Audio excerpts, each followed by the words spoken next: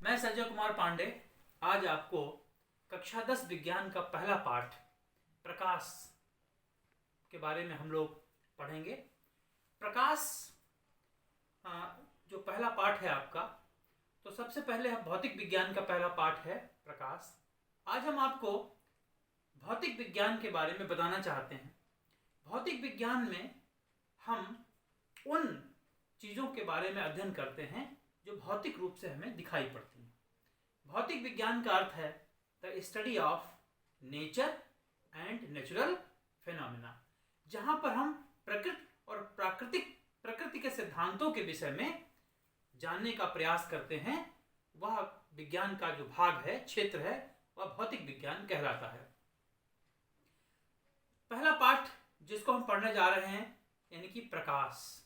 प्रकाश का अर्थ है जिसके कारण हम वस्तुओं को देख पाते हैं। प्रकाश हमको दिखाई नहीं पड़ता है, लेकिन प्रकाश हमें वस्तुओं को देखने में सहायता करता है। कई बार आपको सुनने भी में आश्चर्य लगेगा कि प्रकाश तो हमें दिखाई पड़ता है, सूर्य का प्रकाश दिखाई पड़ता है, ट्यूबलाइट का प्रकाश दिखाई पड़ता है, तमाम प्रकार के जो प्रकाश की बातें होती हैं वो हमें दिखाई पड़ते हैं। फिर विज्ञान में ये क्यों कहा जाता है कि हमको प्रकाश स्वयं दिखाई नहीं पड़ता है, प्रकाश हमें वस्तुओं को देखने में सहायक है। तो मैं सबसे पहले आपको बता दूं कि प्रकाश एक प्रकार की ऊर्जा है। अब प्रकाश एक प्रकार की ऊर्जा क्यों है? आप जानते हैं, ऊर्जा का मतलब है वह कारक जिसके कारण हम कार्य कर पाते हैं, यानी कि कार्य करने की जो क्षमता या योग्यता हमारे अंदर आती है वो ऊर्जा के कारण आती है। जैसे भोजन से हमें ऊर्जा क्यों मिलती है कि जब हम भोजन कर लेते हैं तो हम अपने तमाम दैनिक कार्यकलापों को निष्पादित कर पाते हैं। इसलिए हम कहते हैं कि भोजन में एक प्रकार की ऊर्जा हमको प्राप्त होती है। उसी प्रकार से प्रकाश से भी हमें कई प्रकार के कार्य निष्पादित करते हैं। आप अपनी डेली लाइफ में देख लीजिए, प्रकाश में आप कपड़े सुखाते हैं, एक काम होता है। प्रकाश आजकल जो सोलर कुकर है उसकी मदद से आप भोजन पका सकते हैं। तो इस प्रकार के बहुत से कार्य हम सूर्य के प्रकाश में या प्रकाश के द्वारा करते हैं। इसका अर्थ है वो हमें कार्य करने में सहायक होता है। इसका मतलब है प्रकाश में ऊर्जा होती है। प्रकाश एक प्रकार की ऊर्जा है। Light is a form of energy. अब प्रकाश चलता किस तरह से है? प्रकाश निर्वात में प्रकाश को चलने के लिए किसी माध्यम की आवश्यकता नहीं है। और आपको मैं बता दूं, प्रकाश का वेग सभी ज्ञात वस्तुओं में या जो जिसके बारे में भी हमें ज्ञान है उसमें सर्वाधिक है। प्रकाश की जो चाल है वो निर्वात में 3 लाख किलोमीटर प्रति सेकंड होती है। प्रकाश विद्युत चुंबकीय तरंगों के रूप में हम तक पहुंचता है और विद्युत चुंबकीय तरंगों को आगे बढ़ने के लिए माध्यम की आवश्यकता नहीं होती है। मैं आपको बताना चाहता हूं कि प्रकाश विद्युत चुंबकीय तरंगों के रूप में किस प्रकार आगे बढ़ता है, आइए जानते हैं। जब जो मैग्नेटिक फील्ड होती है यानी कि जो चुंबकीय क्षेत्र है, और जब उसके लंबवत विद्युत क्षेत्र में गति करता है, प्रकाश गति करता है, यानी कि विद्युत क्षेत्र और चुंबकीय क्षेत्र दोनों जब एक दूसरे के लंबवत होते हैं तो प्रकाश उन दोनों के लंबवत आगे गमन करता है। मैं आपको एक उदाहरण के द्वारा यह समझाने का प्रयास करूंगा। जैसे हमारी 3 उंगलियां हैं। अब ये 2 उंगलियां हमारी एक दूसरे के परपेंडिकुलर है और ये जो तीसरा अंगूठा है वो इन दोनों के साथ परपेंडिकुलर है। अब अगर मान लीजिए विद्युत क्षेत्र को यह उंगली निरूपित करती है, प्रदर्शित करती है, और ये विद्युत क्षेत्र को करती है, तो जो विद्युत चुंबकीय तरंगों की दिशा होगी वो यह अंगूठा प्रदर्शित करेगा, जबकि ये तीनों एक दूसरे के परपेंडिकुलर है। यानी कि अगर हम ये कहें ये हमारा विद्युत क्षेत्र के प्रभाव को प्रदर्शित करता है, ये हमारे चुंबकीय क्षेत्र को प्रदर्शित करता है, तो यह हमारे जो अंगूठा है वो विद्युत चुंबकीय तरंगों के गमन को या उनकी दिशा को प्रदर्शित करेगा। जो प्रकाश तरंग है, और आपको पता है तरंगों का निरूपण हम किस तरह करते हैं। तरंग हमेशा इस रूप में आगे बढ़ती है। तो आपको तरंग के बारे में बता दें कि जो इसका आयाम होता है वो 3900 एंगस्ट्रॉम से लेकर 7800 एंगस्ट्रॉम तक होता है। अब मैं बता दूं, प्रकाश के कारण भौतिक विज्ञान में बहुत सी घटनाएं होती हैं। उन्हीं में एक घटना है प्रकाश का परावर्तन। अब प्रकाश का परावर्तन किस प्रकार होता है? अब आप एक चीज देखिए कि जब आप क्रिकेट में गेंद खेलते हैं तो क्या करते हैं, अगर एक चिकनी सतह है यानी कि बिल्कुल समतल मैदान है और बिल्कुल हार्ड फील्ड है, तो आप गेंद पड़ने के बाद किस दिशा में जाएगी इसको आसानी से प्रेडिक्ट कर सकते हैं। कभी आप खेलते हैं तो आप क्या करते हैं, गेंद को जब यूं पटकते हैं तो जब पटकते हैं तो गेंद सीधे ऊपर आती है, लेकिन जब गेंद को थ्रो करते हैं तो गेंद पड़ने के बाद एक निश्चित दिशा में जाती है। आइए पहले हम लोग गेंद से ही इसका एग्जांपल ले लेते हैं। जैसे देखिए, आप अगर गेंद खेल रहे हों तो उसमें क्या होता है कि जब आप मान लीजिए ये आपका पिच है और आपने इस गेंद को ऐसे फेंका तो गेंद क्या होती है, जिस पॉइंट पर पड़ती है पड़ने के बाद इस तरह से ऊपर उठती है। अब आप देखिए यहां पर ये गेंद के जाने की दिशा है, ये गेंद के जाने की दिशा है, और जब ये गेंद पड़ रही है और ये जो गेंद है वो पड़ने के बाद इस दिशा में जाती है। तो ये जो इसी प्रकार से प्रकाश के बारे में हम कह सकते हैं कि जब कोई किरण इस प्रकार आपतित होती है तो जिस बिंदु पर पड़ती है उसके बाद क्या होता है, वो दूसरी दिशा में चली जाती है। अगर हम इसको विज्ञान के संदर्भ में कहें, भौतिक विज्ञान के संदर्भ में इस प्रकाश की घटना का उल्लेख करें तो क्या होता है, प्रकाश जब एक माध्यम से किसी अन्य माध्यम की सतह पर पड़ता है तो पड़ने के बाद फिर उसी माध्यम में लौट जाता है। इसको हम क्या कहते हैं, प्रकाश का परावर्तन।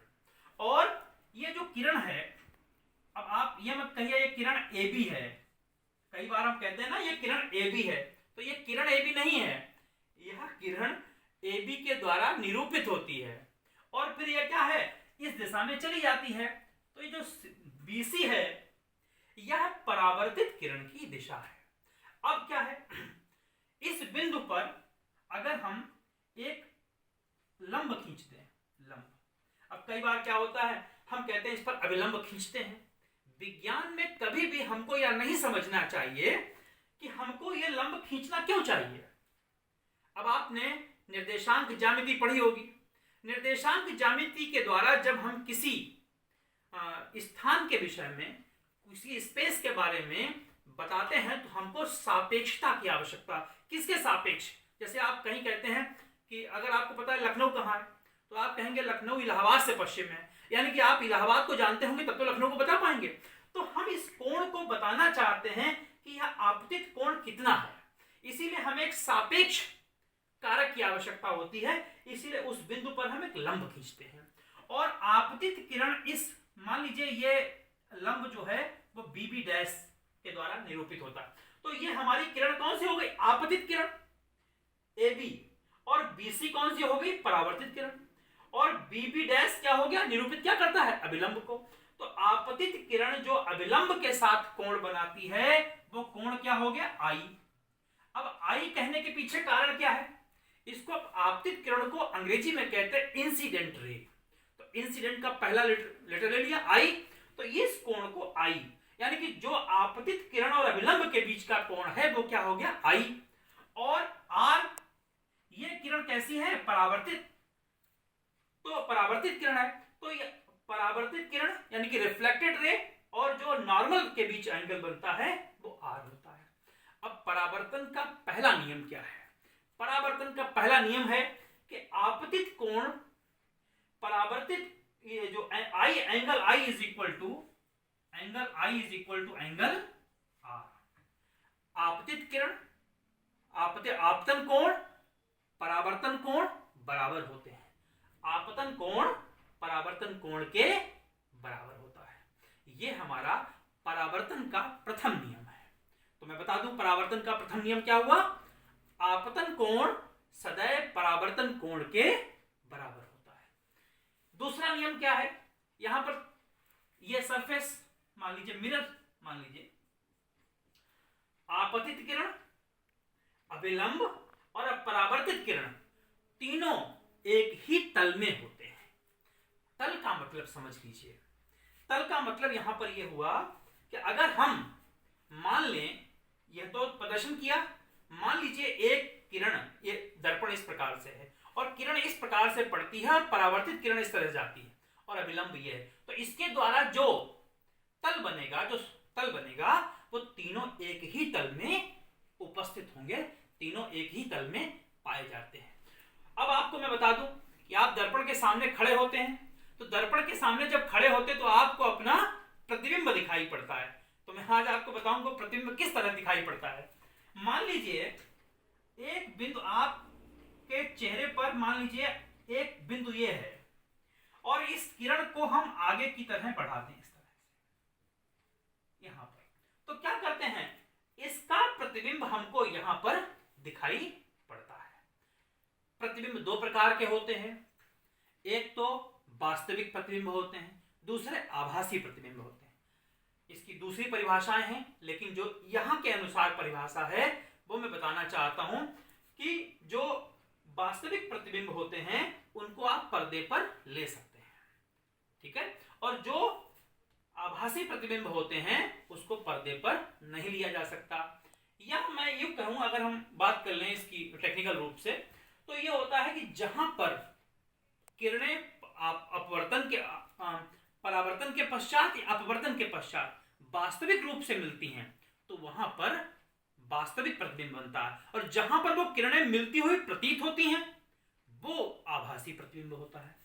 तो इस प्रकार से प्रकाश के परावर्तन की घटना, और मैं कहूं इसी के साथ अगर हम जोड़ना चाहें अपवर्तन की घटना, लेकिन उसके पहले थोड़ा हम लोग इसी पर चर्चा कर लेते हैं।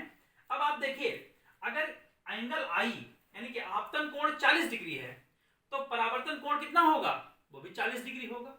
लेकिन अगर आपतन कोण 0 है, ठीक है, इसका मतलब क्या है कि किरण जिस दिशा में आएगी, अगर कोई किरण अभिलंब के सापेक्ष आपतित होती है तो किसी चिकने तल पर, तो वो उसी दिशा में वापस लौट जाएगी, क्योंकि अगर उसका अभिलंब के साथ कोण 0 डिग्री होगा आपतन कोण आपतित किरण का, तो परावर्तित किरण के साथ भी उसका कोण 0 डिग्री होगा और इस प्रकार वो उसी दिशा में लौट जाएगी। अब परावर्तन की घटना मुख्य रूप से जो हमारे जीवन में आती है वो दर्पण के संदर्भ में हम लोग उसको, चूंकि हमारा दर्पण आप देखिएगा, उसके साथ सुबह उठते ही हम लोग दर्पण देखते हैं, तो उसका दर्पण के माध्यम से परावर्तन की बहुत सारी घटनाओं को हम स्टडी करेंगे। अगले वीडियो में मैं इसके बारे में आपको बताऊंगा। Thank you.